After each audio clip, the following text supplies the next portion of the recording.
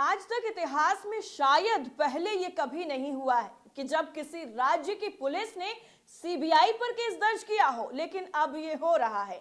वैसे custodial death की बात अगर करें तो ये नाम आपने पहले भी सुना होगा, क्योंकि हिरासत में मौतों पर कैसे पुलिस का बयान सामने आता है, कैसे वो आत्महत्या वगैरह की बातें करते हैं। लेकिन इस बार सीधा सीधा सीबीआई पर बंगाल पुलिस ने केस दर्ज कर लिया है, वो भी कस्टोडियल डेथ के मामले में।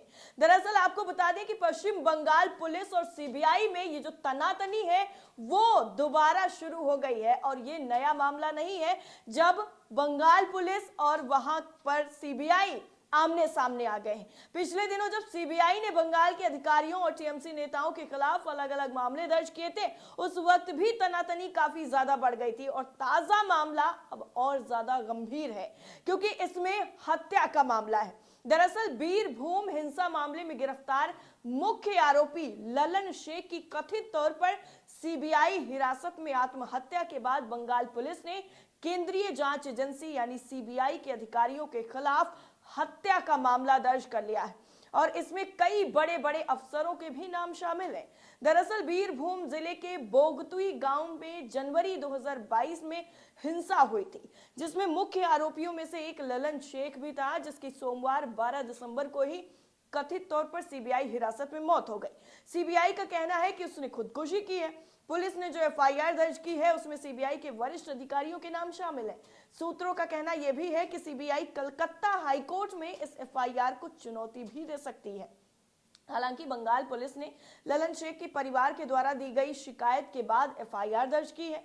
और ललन की पत्नी ने सीबीआई अफसरों पर आरोप लगाया है कि उन्होंने ललन को प्रताड़ित किया था, इसी वजह से उसकी मौत हुई है। वहीं ललन शेख की पत्नी ने जो गंभीर आरोप लगाए हैं वो सीबीआई अधिकारियों पर है। उनके पति को जान से मारने की धमकी दी गई और मामले में उनका नाम हटाने के लिए 50 लाख रुपए की रिश्वत की भी मांग की गई है।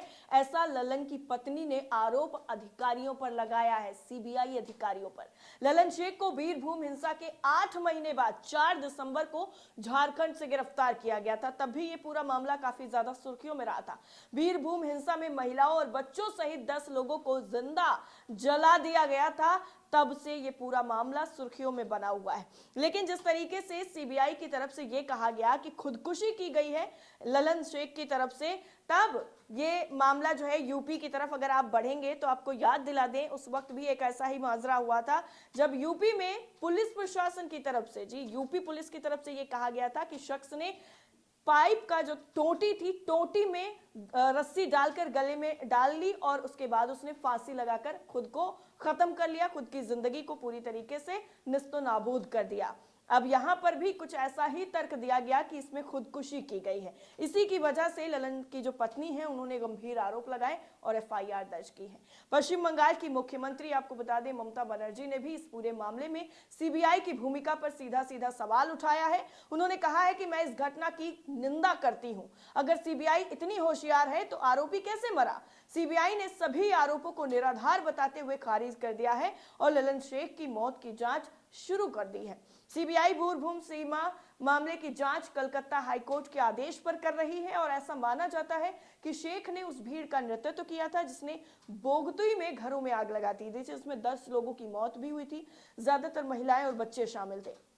हादसे में मरने वालों में एक 8 साल की बच्ची भी शामिल थी, जिसकी वजह से काफी ज्यादा आलोचनाएं झेलने को पड़ी थी। स्थानीय टीएमसी नेता भादु शेख की हत्या के बाद वहां हिंसा हुई थी। सीबीआई के चार्जशीट में यह भी कहा गया है कि भादु शेख की हत्या उसके और उसके सहयोगियों के बीच संदिग्ध भूमि सौदों यानी जो आपसी मामला था, बिजनेस का मामला था और अवैध व्यवसाय के साथ साथ जबरन वसूली के हिस्से को लेकर प्रतिद्वंदिता का नतीजा था, यानी अपनी अपनी ऊपर करने की वजह से ये पूरा मामला आया है। पुरानी तनातनी है। इसमें कहा जाता है कि पश्चिम बंगाल की पुलिस और सीबीआई के बीच जो लंबे वक्त से रस्साकशी चल रही है उसने एक बार फिर से जोर पकड़ लिया है। सीबीआई ने पिछले साल ही इस पूरे साल में जो छापेमारी की गई है उसमें बंगाल पुलिस पर असहयोग करने का भी आरोप लगाया था। उस वक्त सीबीआई को लेकर काफी ज्यादा निशाने पर रहा था सीबीआई, और तब भी आरोप लगाया गया था कि बिना वजह जो है वो आरोप लगा रहे हैं बंगाल पुलिस पर। 2021 में भी बंगाल विधानसभा चुनाव के दौरान ही बड़े पैमाने पर हिंसा हुई थी। हालांकि राज्य में सत्तारूढ़ टीएमसी और बीजेपी में तनाव का माहौल मार्च में हुए विधानसभा चुनाव से पहले काफी बनने लग गया था। मीडिया में उस वक्त भी खबरें सामने आ रही थी और यह बताया जा रहा था कि बंगाल में इस बार टीएमसी हार सकती है और बीजेपी के पक्ष में माहौल है, लेकिन नतीजे आने पर उल्टी कहानी सामने आई थी। ममता बनर्जी की पार्टी भारी बहुमत से लौटकर सामने आ गई थी और बीजेपी को मुंह की यहां पर खानी पड़ी थी। लेकिन इसके बाद आरोपों का दौर शुरू हो गया और सीबीआई ने चुनाव के बाद ही हुई हिंसा में टीएमसी नेताओं के खिलाफ 9 एफआईआर दर्ज की थी। इस दौरान सीबीआई ने बंगाल के डीआईजी पर यह भी आरोप लगाया था कि वो मांगी गई सूचनाएं भी उपलब्ध नहीं करा रहे। सीबीआई ने चुनाव के बाद हुई हिंसा के मामलों में 30 मामलों में जांच शुरू कर दी थी। सीबीआई ने उस दौरान एक पीड़ित शख्स से यह भी पूछा था कि क्या कोलकाता पुलिस के 3 अधिकारियों ने उसे टीएमसी के वर्तमान विधायक के खिलाफ बयान नहीं देने को कहा था। सीबीआई ने पीड़ित से तीनों पुलिस अफसरों की पहचान भी करने के लिए कहा था।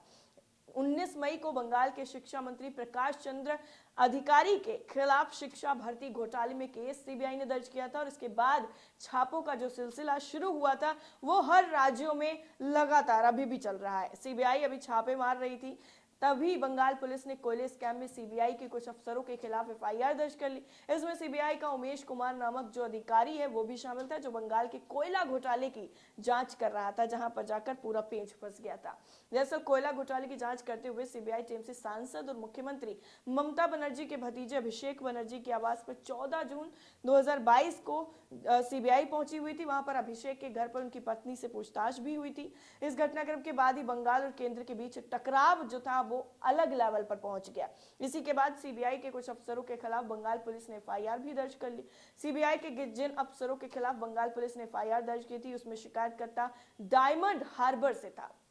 संयोग से डायमंड हार्बर से ही अभिषेक बनर्जी जो है वो सांसद भी हैं। बंगाल पुलिस बनाम सीबीआई के रस्साकशी में एक रोचक घटनाक्रम 21 अगस्त 2022 को भी हुआ था। पीटीआई की एक खबर के मुताबिक बीजेपी के राष्ट्रीय उपाध्यक्ष दिलीप घोष ने 21 अगस्त को दिल्ली में एक प्रेस कॉन्फ्रेंस में कहा था, चूंकि सीबीआई के कुछ अधिकारियों की टीएमसी नेताओं से सेटिंग थी, इसलिए वित्त मंत्रालय ने अब ईडी यानी प्रवर्तन निदेशालय को बंगाल में टीएमसी नेताओं के खिलाफ जांच करने भेजा है।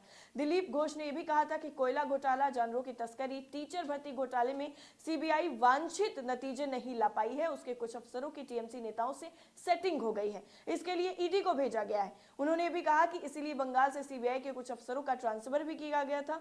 और ये बताना और आपके लिए जानना भी यहाँ पर बेहद जरूरी है कि ईडी ने ही बंगाल के तत्कालीन शिक्षा मंत्री पार्थ चटर्जी को शिक्षक भर्ती घोटाले में गिरफ्तार भी किया था। ईडी ने पार्थ चटर्जी की खास महिला सहयोगी के यहां से कई करोड़ का कैश भी बरामद किया था।